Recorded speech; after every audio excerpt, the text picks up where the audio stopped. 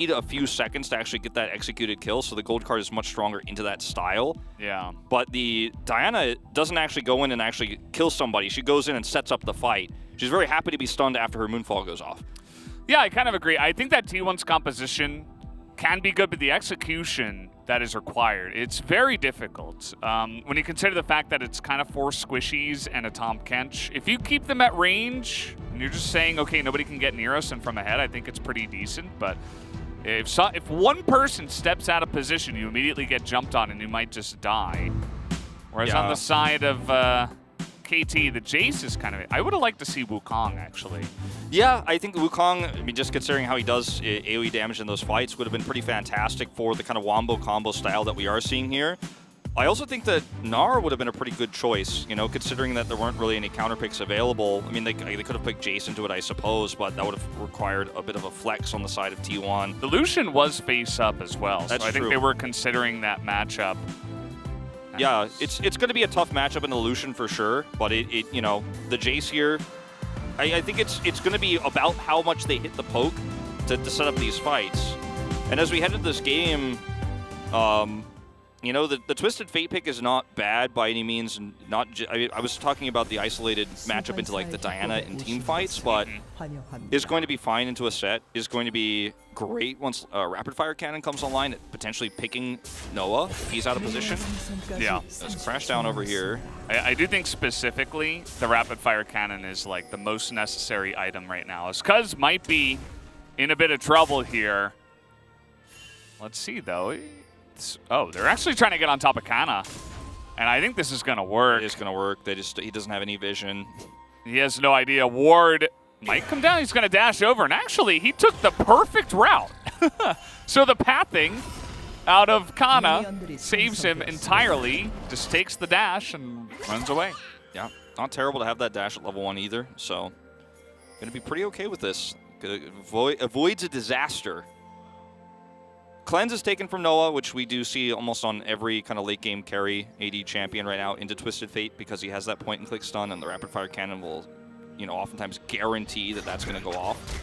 You have that on top of an equalizer. Like you can't miss the equalizer when she's stunned. So the cleanse is so important in this case. So I do really like to see that taken. It's Ignite for Harp also. A lot of really aggressive choices here for KT, but this draft has a theme, right? They were able to build a very aggressive melee set wombo combo comp. So this is very different from last game where the comp was just like, okay, well, if you get an advantage, maybe this craziness works. Yeah. So we're going to watch the dash, I guess. Okay. Kana's perspective. 들어왔다. They came 네. in. 와우. And he hadn't skilled anything, right? Yeah. 뜨끔하네. Something that Wolf always mentions. You want to make sure you save that skill until you're absolutely sure what you need to take. Yeah, it's kind of been a thing in pro play for all time, but still would like to see my solo queue teammates consider that option. But, you know, as long as you get an alt tab while you walk to the jungle. Or to the top lane. That's very common. Yes. Well, you know, it was a pretty nice handling. Doesn't end up losing his flash or anything like that. As this mid lane can be a little bit volatile actually. If you end up messing up either side, but generally speaking, the Twisted Fate, because he's ranged, is going to eventually end up pushing that through and getting a nice advantage at this stage. Is because we'll be seeing. Oh, Smite at 57 health. The Diana early on, not exactly super strong, but he's going to be seen coming into the jungle. And Cuz has done this a couple of times now in his games where he skips a couple of camps, tries to get aggressive on the enemy blue, and will look to put that pressure on. Oh, just going to toss the ward down himself. Pings, the ward is up. Meanwhile, on the bottom side of the map, Harp. Uh-oh, Harp went a little bit too far, and he is going to flash. And with the ping in the middle of the river, Teddy and Keria say, well, we got his flash. That's just fine. We can easily take that trade. Yeah. You know, you could have seen this as a bait if the timing was a little bit better, but obviously Blank is trying to get shadow control right now. Woohoo! Like, that might have actually, like, connected in the middle of the animation for him to return to Fountain. Like, it was that close. Yeah. But yeah, you know, All right, trying to get on top here, and the burst might be enough. The follow-up is there, and the flash comes in for first blood. As Blank, he's going to go down to the turret, though. So, you know, I mean, it's first blood, but it's also not that great of an advantage, actually, in fact, because now you're losing a little bit of control over your jungle. He's going to get his blasting wand, or, yeah, he decides he will keep the blasting wand, undid it for a second. But, you know, this is not exactly what you want. And, oh, it was an execute, actually. So, excuse me on that. Everybody yell at me, you know. Everybody calm down. I'm fired. This is it. I actually thought Faker traded back the kill. My bad. No. So the execute actually means that it's totally fine. Yeah, he can return to getting to his jungle. Puts on pressure, gets the flash away from the TF, who is going to have to play much safer from here on out.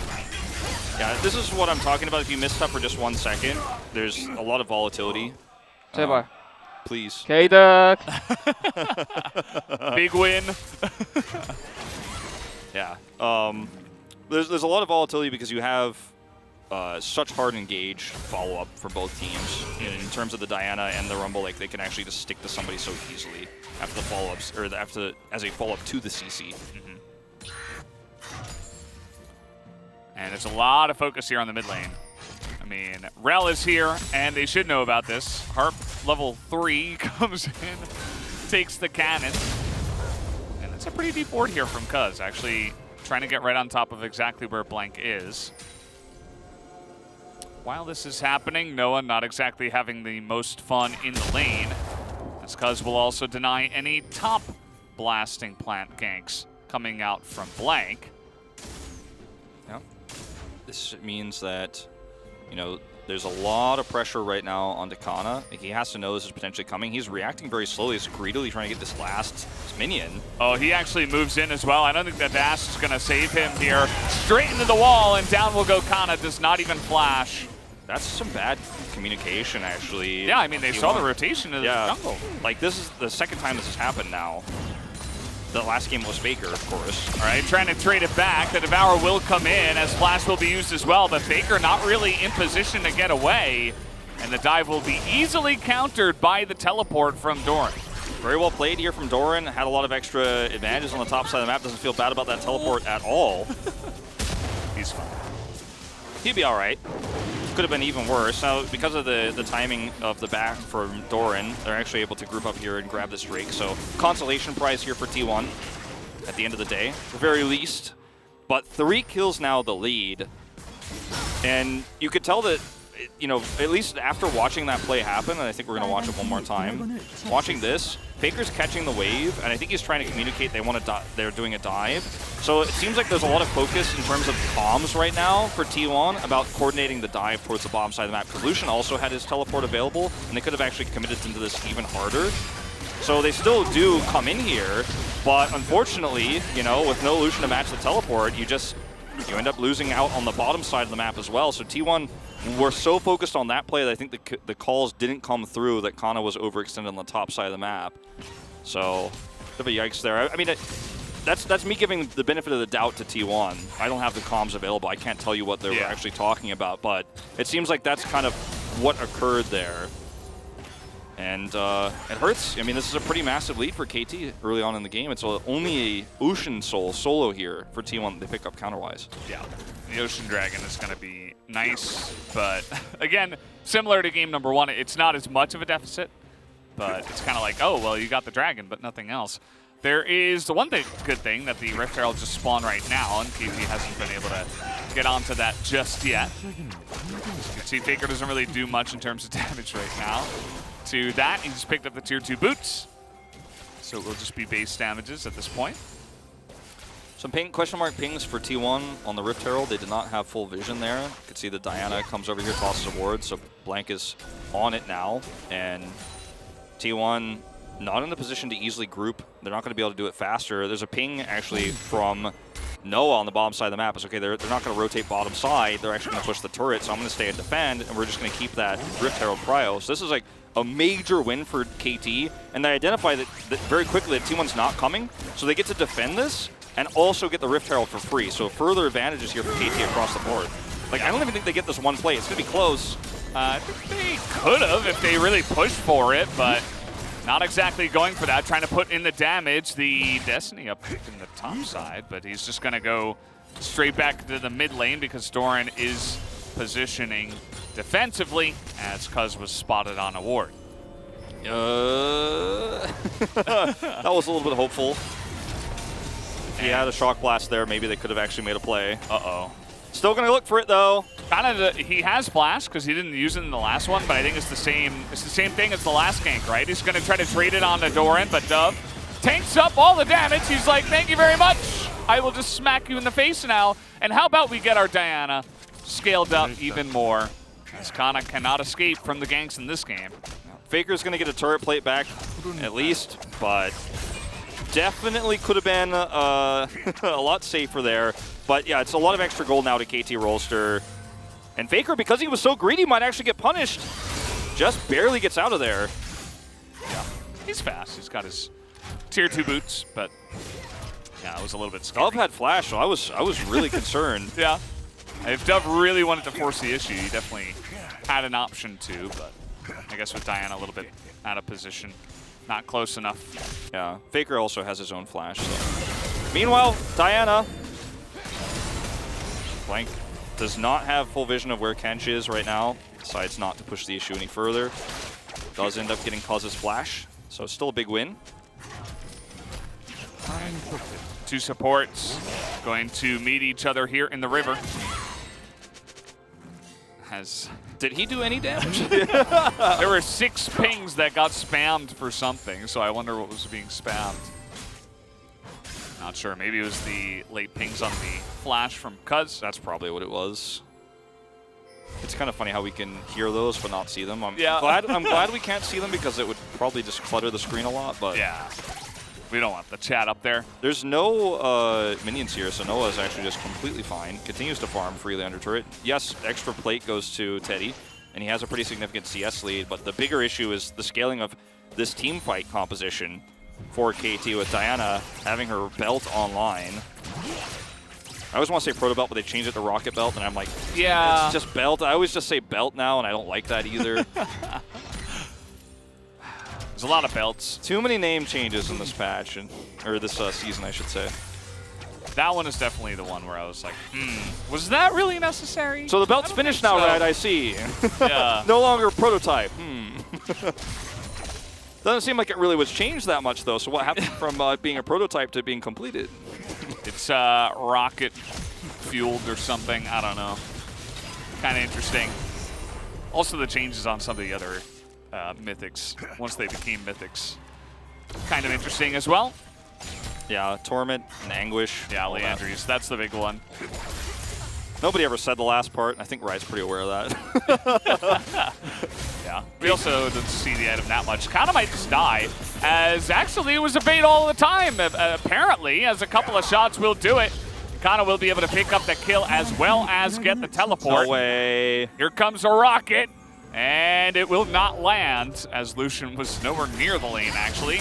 Trying to get on top of Cuz now, but top Kent is a champion. Will it matter, though, as huge equalizer does come in, trying to trade it back, and it will be able to, as Keria gets so much value out of this Tahm Kench. Yeah, I mean, Varus' damage cannot be underestimated too at this stage of the game. You know, he doesn't have his Mythic up just yet, but he's doing a ton of damage with the Dirk. He's got the Warhammer, and it's, you know, in these extended exchanges when you have that extra damage from the equalizer too, you just don't want to be fighting this. Oh boy. So they do get the Drake, KT do, right before this. So starting to push the advantage. It's going to be another Infernal Soul. And, you know, in terms of the scaling, the value of that is going to be pretty massive for both teams, actually. Because I don't think you have to push this hard for this objective, but with Keria, just going to do a little Devour move here. Bit of a Yoshi there. Yep. Okay, we're going to watch this one more time. This, you know, it felt like it was a bait, right? Like you said. Doran actually just unable to escape here. Does get gold carded. Pretty simple. Dove coming up there, unfortunately unable to do anything. As this exchange was, you can't blame KT for this one, but Devour is pretty good, as we know. And, you know, the Rumble damage in this moment, plus Teddy just non-stop attacking people with 2 items, pretty strong. Carrier looks like he just got very out of position here. Not sure how that happened. Maybe just trying to ward and he gets caught out by someone. But the only ultimate that was actually used was the rocket from the Jinx. If you look at all the wards that are over there for T1, it's a little bit puzzling that, like, I mean, how many more wards can they put in there? Could have been trying to clear up the vision. Yeah. There's a control ward just to the north of the wards there, and there's one in the Dragon Pit. So look at this again. I think they should know on time because he's trying to get the damage down, and he will be able to trade it 1-for-1. After all of that, of course, a couple of assists will go the way of KT as Faker teleports about 3 meters, and that's it. Yeah, he was setting up the Destiny just in case he needed help, but decides to go forward instead because they don't need him. Teddy gets a free turret down here, and T1 are just really taking big advantages on the map. So despite the fact that they're 3 kills down right now, they're pretty even in gold because they're making the better macro plays, and KT are wasting a lot of resources trying to snowball this advantage they had with the relatively fed Diana early on, the fast rocket belt she got, but they're not able to really turn those advantages into, you know, big leads. Whereas T1 is very happy whenever they make a big rotation like this to take the whole map. You know, 2 lanes for free for T1, Kana's still farming freely up here. T1 are very quickly actually stabilizing in this game to a position where in this next Drake fight, they're going to have their mythics online, all of them basically, to actually look to take a straight up 5v5 fight. Varus has his Prowler's Claw, Everfrost up here for Faker. Speaking of Faker. Yeah. Doesn't have his rapid fire cannon just yet, but with ultimate and Everfrost, you can lock someone down for a very long amount of time. As I think the pathing of that Krug was very strange, and Doran is going to know, okay, there could be something or someone in that brush, and he will clear that one out. Very careful there. As KT here, I mean, look at the damage already from a Varus that is not really fed per se, but has gotten a lot of turret plate gold, has gotten a single kill. He's fed. Yeah, like he's pretty big. He's not like late game fed. I just mean that the advantages he has right now at this stage of the game where Varus is at a really strong point to skirmish is okay. Well, yeah. Trying to clear that pit, as mentioned. I tossed the ward over. I suppose he denied the kill going to the Jinx. That's one positive we can give to him. That is it. Yeah. I mean, I always encourage, you know, supports to really fight for that vision, but sometimes go a little bit too deep. Yeah. Right now, KT have pretty good control over the bottom side of the map and that vision there. They have Cryo now in mid, so they should be able to set up for this Drake fight on their terms. And T1, you know, what are they going to try to trade back here? It's a little bit awkward to actually try to say, well, I'm not going to take this fight, but then also I'm going to find something on the map, because look at all the control. The top side of the map is where T1 has the most control, but as it gets a set. Oh, Dove is trying to make a play here, 1v2, but Kana's getting in here very aggressive, very confidently as the equalizer comes down. It's going to do 1 tick of damage, and that is it. It will push him off the turret, but look at this. As rotation comes in, Abyss of Void is trying to stop the Rift Herald from getting too much damage done. But with no plates here, it will do a pretty significant chunk, and that's going to open up the bottom side of the map for now Infernal to go the way of KT. Ana doesn't have teleport. He's just a few seconds off, unfortunately. You know, if he has this, maybe T1 actually are able to group up and look for the fight. But sadly, all they can do is push mid. They're going to have to relinquish this Drake.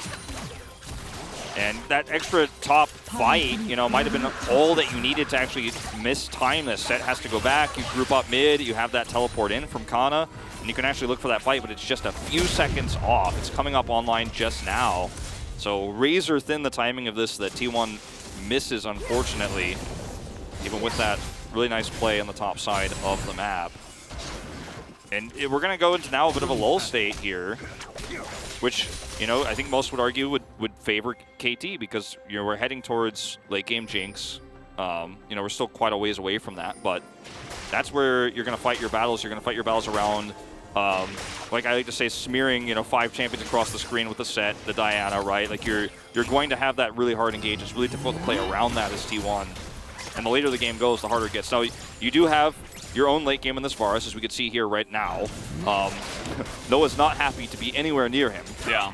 Their late game comes in the form of some really huge poke and burst that they have with specifically Varus, Rumble. Even a culling can come out. As you can see, the cleanse will be used. And they do have decent target acquisition, especially once we do get this rapid fire cannon on the board here for Faker. But before that happens, there's just a bit of poke, and they have to keep their distance from KT, who are still very scary. Nicely done here, Karya. He wins points. Big ones.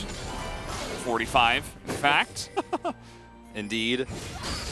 You know, the situation for T1 here is really, you don't have a comp that can push too many fights. Like, you can't really look for picks unless Varus hits that damage. So you're kind of just grouping up like this and hoping that, you know, KT overextend. Maybe you have that engaged with Faker's Destiny. Gold card somebody if they overextend, but you otherwise have to just kind of wait for objective fights, because that's when you're going to have your power to actually maybe look for one of those picks.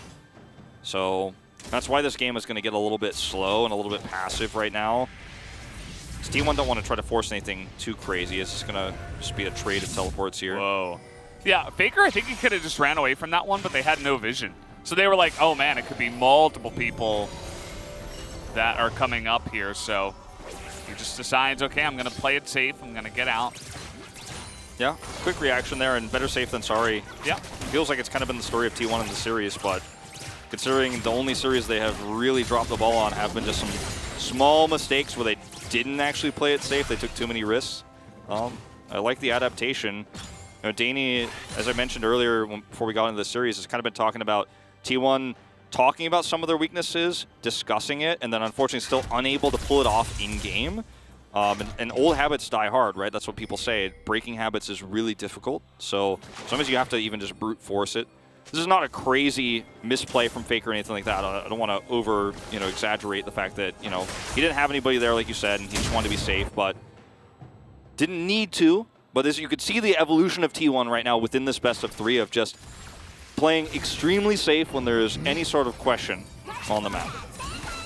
Yeah, always good to see. It can be something that comes back to bite you, but at least we're seeing that discipline come through. It's very weak mid-turret. As you mentioned, a little bit of a lull state right now. There's no objectives, and people are just pushing side lanes. So KT, they want to engage. This is what their comp does. They want to go in as 5. They'll be even willing to dive this turret, but they'll just use that pressure to take it down. They'll be happy with that. Get another objective here on the map. Deny some vision from the side of T1. Yeah. T1 can't, because of that engage that you were just talking about, they can't really end up splitting off on the map too much, because like Kana can go split push or side lane for a second, but he can't really try to get an advantage with this or try to push down deep, because he will just be caught and killed if he does, if they don't have vision. And right now they don't have a ton of vision on the blue side of the map. So you can see Kana, he's like, okay, I can get 2 waves, but then I'm probably gonna have to back away. He does push forward. He's actually continuing to do so. And you can take some greedy rotations like this. You can play around this. Like Kana's got Faker up here too, who hides that he's coming over. So maybe this ends up being a 2v1 fight that you take. They're kind of trying to bait this issue. Yeah. Because of what I was talking about, Kana's like, he shouldn't be out here, so KT should respond, and then maybe Faker gets a play, but nobody comes. It's more of a lull state. Yeah. The problem with this play is that the Infernal Drake is about to spawn. Yeah. So T1, by doing this, you're saying, okay, yeah, yes, Kana has TP and Faker will have his Destiny Gate available, but now it's 10 seconds, and there's a ton of damage on the side of KT. You have no vision on the Drake Pit. You're giving away Infernal Soul point away, and they're just going to split push. They say, okay, let's rotate over to the top side.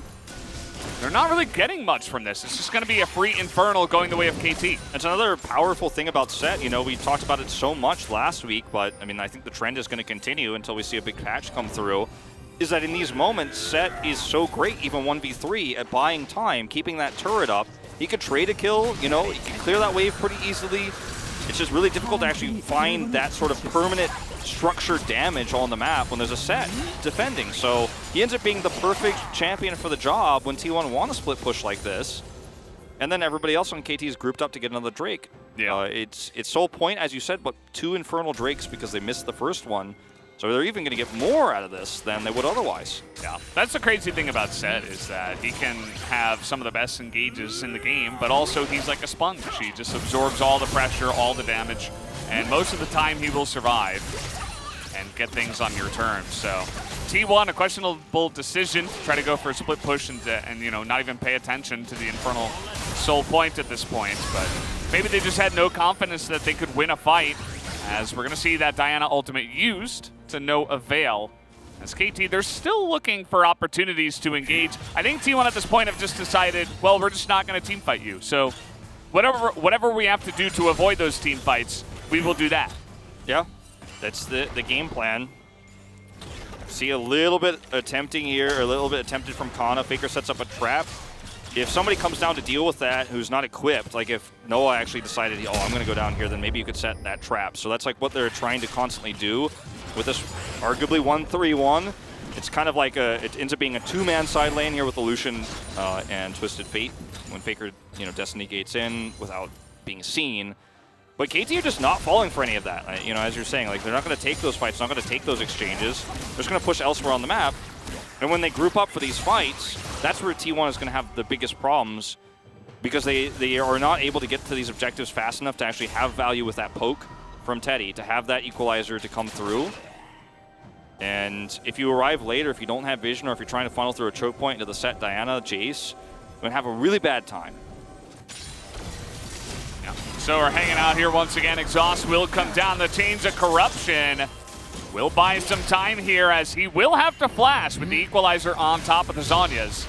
He gets away, and they get the teleport out of Dove. So this is actually really important, especially with the amount of pressure that Kana's putting on the side lane. Yeah, exactly. You can see two pings coming down. Doran rotating over here with Noah to try to deal with that, but that means T1 get Baron control. They're not going to be able to start the Baron, but they're going to be able to take away a lot of this really valuable vision on the top side of the map around the Baron pit itself. They're going to get mid-prio. And of course, you know, Kana gets out scot-free. It was never really in any danger, but you force that reaction. Now, if KT had the Drake spawning right now, they'd be very happy with pushing this away and grouping up, because there's no objective there on this side of the map. T1 get away with this for free yet again. It's a very thin tightrope that T1 are walking, but they're actually pulling it off very impressively here. And this is a big stark contrast to what we've seen from T1, you know, post 20 minutes in a lot of the games we've seen from this season. It was actually kind of falling apart, missing the boat on the macro, but not in this game. Yeah. This is what I was mentioning in the draft. I think their comp isn't so bad. They just need to play it really at a really high level, right? I think it's a pretty difficult comp to master and actually pull your opponent apart with. But T1 doing it very well so far, as you mentioned.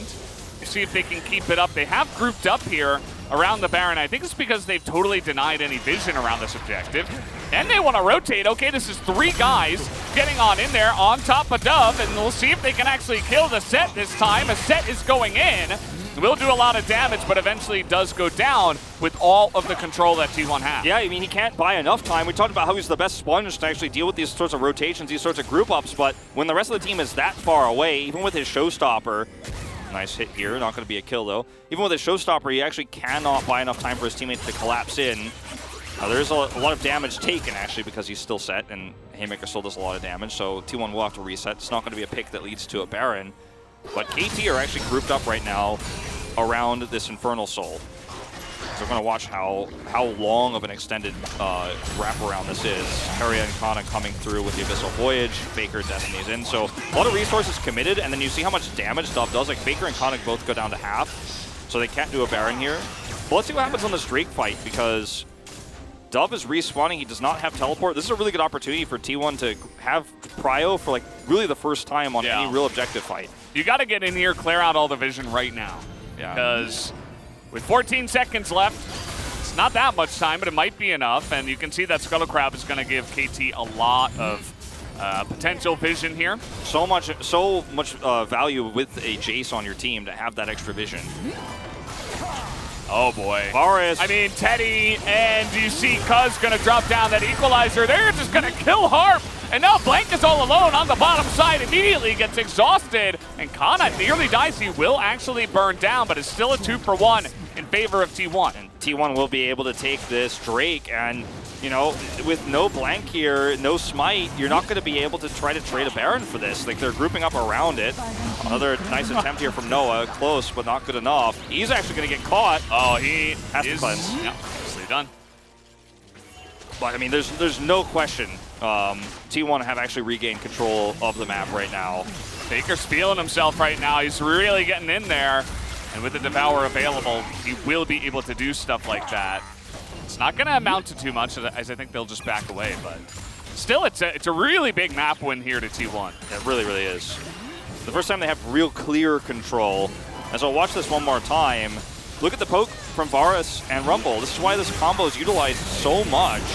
And Harp is not tanky, right? He takes so much damage from the lethality that he just goes down. And yes, you can see what this comp is capable of with the poke when they have actually an angle to shoot it in, but doesn't matter. This fight was already over before it really started. So finally, Teddy, he got fed early. He helped them skirmish a little bit, but now he's coming online in terms of his team fight potential. And KT need to respect it. Harp in particular, you know, really just trying to set up for that hard engage, set up for the crash down Magnet Storm, and just gets a little bit too far across the line. They're going to take control of the Baron Pit and start this. Okay. They have a Jinx. They have some pretty good damage with the Jinx Jace, even the Diana. As they're going to get in here, the Equalizer is decent, but it's not going to deny them damage onto the Baron here. They have to engage. KT are baiting this red side Varus, not going to be enough to deny it, even though Blank does nearly go down. And now here comes the wraparound as they're looking for it. The wildcards come in, but they're just corralling KT up to the top side here. This is such a scary place for T1 to be, actually. You have to respect this comp. It can still team fight you. They're coming up. Faker's going to get one, and now Cuz should be able to take down the set up there. Although it is set, nearly able to trade it back. But still, 2 kills here go the way of T1 over the Baron. A big objective into the pockets of KT. Yeah, if they're able to keep Blank healthy and he could actually go into that fight, I think T1 are going to have a big problem actually continuing to chase across the map. But they're able to cut them in such a way that in this exchange that they're not able to actually take the fight themselves, KT, and they back off. I mean, if you look at this fight, look at Blank. He gets so low. You talked about Red Side Varus, not enough to deny, but putting Blank out of this fight, that's their main engage tool, and the Haymaker is used early, which is what the observers are showing us here, which is why Dove can't use it to actually trade a kill back, because it's still on cooldown. That's critical. Like, the target that they needed to actually put low most is, in fact, the Diana, so it's really nice that that ends up happening. Actually, he did get the Haymaker off in this fight. It's still not enough. But that's critical for T1. They're going to limit this Baron power play quite significantly with those picks. Yeah. I think T1, in the mid-game, they were just kind of split pushing, using the power of Kana that, even though, by the way, he went down twice in the early game, he has still been such a menace in this game for KT, putting on a lot of pressure in the side lanes. I think at this point in time, though, they're just like, wait, we have Varus fed. The Rumble is fed enough. He got a couple of items. And if we just keep doing that and throw out a culling and use the Lucian as a finisher, there might not even be a chance for KT to engage on us before they die. And it's been looking good so far. They've been grouping up as 5, even though earlier on they didn't necessarily want to. Yeah, I think the positioning of Blank is really quite difficult in this game because you have to be close enough to set up for that Moonfall. That's the whole crux of the composition. That's why you're running the Diana set. You have such great follow-up to that if you can pull it off. I mean, especially with the Rel. But if you are too close to T1 because you're trying to set it up and you get hit by an Equalizer even, that's a problem. You could end up getting stunned by a gold card. You have to respect the Varus is chipping away at you. And if you go below half health, that engage isn't as safe anymore. We talked about the gold card not being great against Diana's engages, but the Twisted Fate is kind of a bonus. The bigger issue is the damage output that you're going to see from the Varus. Faker just kind of playing with his food, like the Destiny that comes up early, just to make sure that he can get out of dodge, takes down the turret. And still, I think a lot of it is going to come down to how much damage Teddy can deal before the fight begins. And who gets hit by that damage, right? Like, if Blank doesn't get hit by it, he can absolutely turn this around. He just needs to make sure he's exactly walking that fine line of, I need to be close enough to engage, but not so close and not so obvious that I'm going to get chipped away at by this Varus before the fight begins. Lanes are good here for KT. You'd see the pressure, T1's feeling it a little bit. They're trying to back off and thinking about clearing it, but they can't really because they can't give up the Infernal Soul here. That would be pretty disastrous. Blanks starting to close the gap a little bit here. The poke, already Dove is at half health. Yep. He's set, so he'll get a lot of that back pretty quickly.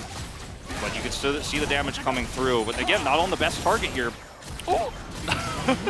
Close. Little bit, and okay, the equalizer a little bit late, but it's still going to go the way of Cuz, as he's able to get the spike down, but here is that hard engage that comes in from the side of KT. Makana able to cut it out. Teddy can't quite do the same, though. And now with no TK, no Tom Kent's here to save them.